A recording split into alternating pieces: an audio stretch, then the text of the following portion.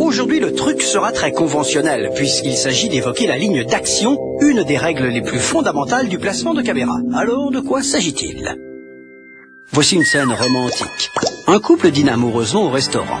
Pour émouvoir le spectateur, le réalisateur va déplacer sa caméra de façon à capter au mieux les moments les plus spectaculaires de ce tête-à-tête.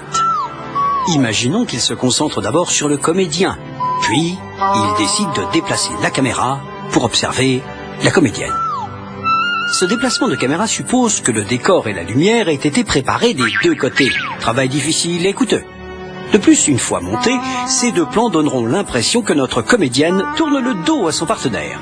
C'est là qu'intervient notre fameuse ligne d'action, dite aussi règle des 180 degrés. Pour conserver une cohérence visuelle entre les plans et économiser le travail des techniciens, on délimite l'espace par une ligne imaginaire, la ligne d'action, qui relie en général les sujets mis en scène. On choisit alors un des côtés de la ligne comme espace. Pour assurer la compatibilité des plans au montage, la caméra ne sortira plus de cet espace et couvrira donc au plus un angle de 180 degrés. Nos amoureux ne se quitteront plus des yeux et nos décorateurs et éclairagistes seront soulagés. Mais osons l'extrême. Aux deux extrémités de notre espace de travail se trouve la zone de prédilection du champ contre champ. Figure de style imparable pour restituer l'intimité d'un échange entre deux personnages. En respectant notre ligne d'action, le personnage de gauche se retrouve appuyé à gauche de l'écran et celui de droite à droite. Leur liaison est harmonieuse.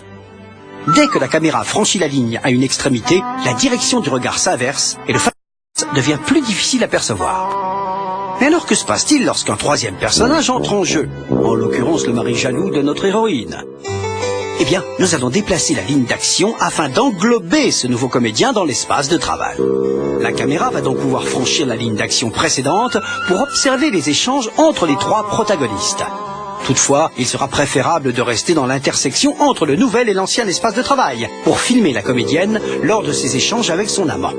Ce qui prédomine alors, c'est le contact visuel entre les acteurs. La ligne d'action se déplace avec la ligne de vision des comédiens. Encore plus délicat, comment gérer la ligne d'action lorsque les sujets sont en déplacement? Notre comédienne et son mari rentrent maintenant en voiture. A priori, la ligne d'action est définie par la trajectoire de la voiture. Car si la caméra passe d'un côté à l'autre de cette trajectoire, au montage, le véhicule semblera faire des allers-retours incessants. Cependant, la ligne de vision reliant les deux acteurs peut être utilisée pour de magnifiques champs contre champs. Les plans devront alors être suffisamment serrés pour l'inversion apparente du déplacement. Évidemment, nous parlons là de convention et comme toutes les règles, elles ne demandent qu'à être brisées.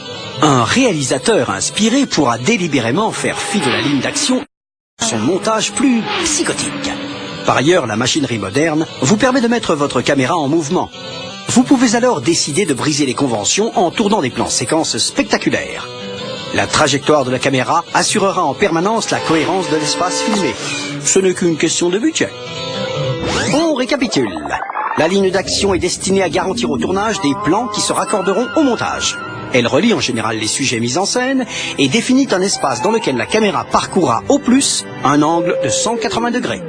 Elle peut évoluer en fonction de la ligne de vision des principaux protagonistes. À bientôt pour un nouveau truc.